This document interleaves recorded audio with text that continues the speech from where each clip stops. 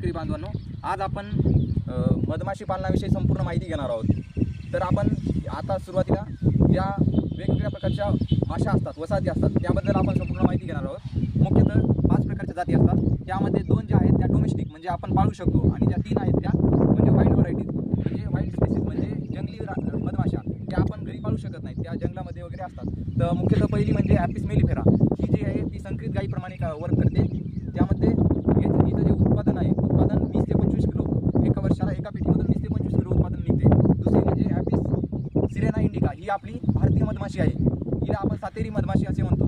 हिचं उत्पन्न 8 ते 10 किलो आहे, परंतु क्वालिटी प्रकारचा मध आपल्याला मिळते। त्याआधी आपल्या चॅनलला फॉलो करा, जेणेकरून अशी महत्त्वाची माहिती जी आहे मधमाशी पालनाविषयी आपल्यापर्यंत पोहोचेल आणि लोकांना सुद्धा अवेअरनेस झाला पाहिजे। त्यासाठी आपल्या हा व्हिडिओ जास्तीत जास्त लोकांना शेअर करा, कारण जे आपल्या क्रॉपमध्ये फ्रूट क्रॉपमध्ये जे परागीभवन म्हणतो आपण, ते खूप महत्त्वाचं असतं। कारण विदाऊट जे पॉलिनेशन आहे ते फ्रूटची सेटिंग म्हणा, फ्रूटची साईज म्हणा आणि उत्पादन वाढवण्याची क्षमता म्हणा ती वाढत नाही। तर मधमाशी पालनामुळे खूप महत्त्वाचा वाटा आहे, त्यामुळे उत्पादन वाढण्यास मदत होते।